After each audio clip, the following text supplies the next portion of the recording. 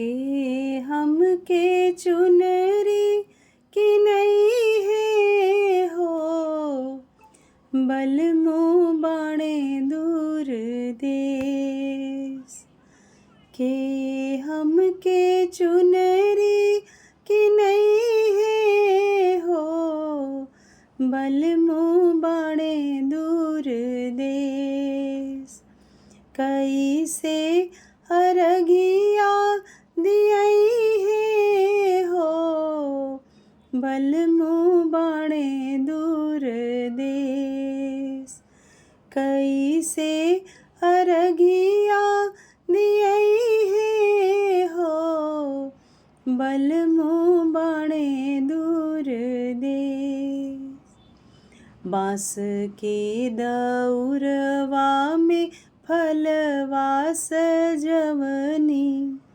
ठेकुआ बनवनिया पुरिया पकवनी। बाँस के दौरवा में फूलवा सजवनी, ठेकुआ बनवनिया पुरिया पकवनी।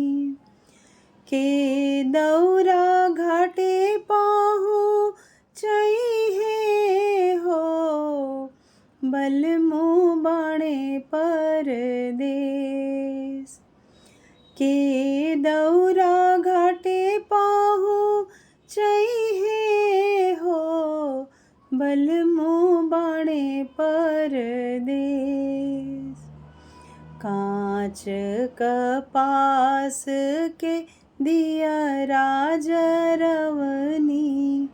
कांच कपास के दिया राजरवनी। गंगा जल पनिया से लोटवा भरवनी, गंगा जल पनिया से लोटवा भरवनी।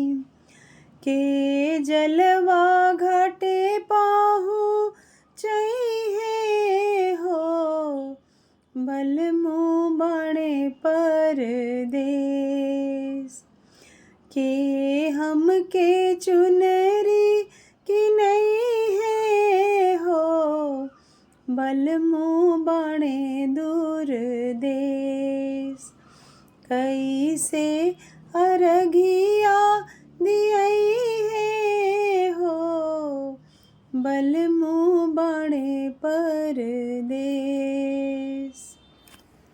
छठ पर्व की हार्दिक शुभकामनाएं।